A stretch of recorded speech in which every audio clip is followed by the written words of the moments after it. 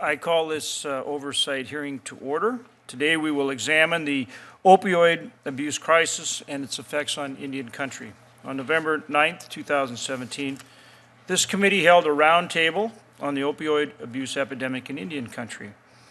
The roundtable highlighted how the opioid abuse epidemic is particularly complex in tribal communities given the lack of access to medical care, shortage of law enforcement, and insufficient data on substance abuse.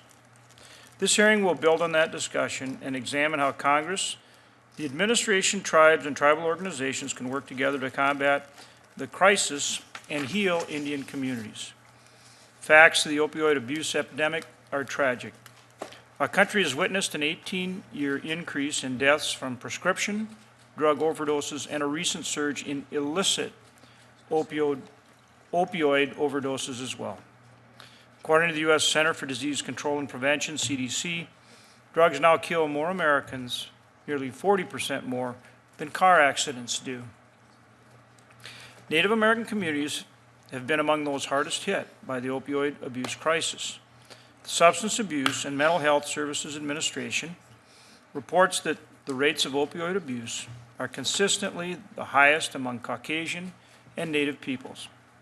According to the CDC, in 2016, 4.1% of American Indian and Alaska Natives aged 12 and older reported opioid misuse in the past year, similar to whites at 4.4%.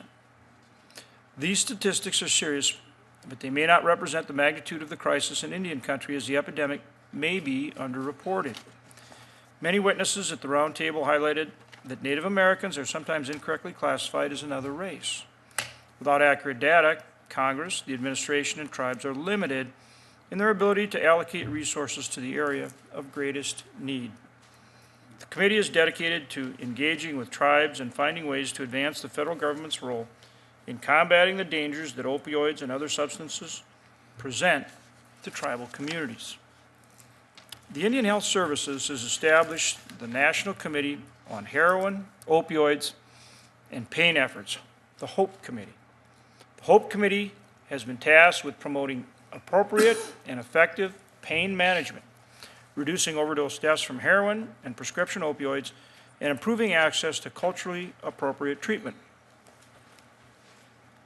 The IHS also now requires all IHS federal prescribers, contractors, clinical residents, and trainees to complete a course on treating pain and addiction.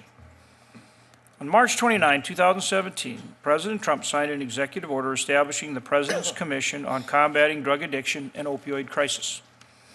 On October 26, 2017, the President declared the opioid abuse crisis a national public health emergency, and 1 week later, the President's Commission released its comprehensive final report. The final report contains more than 50 recommendations to agencies and to Congress.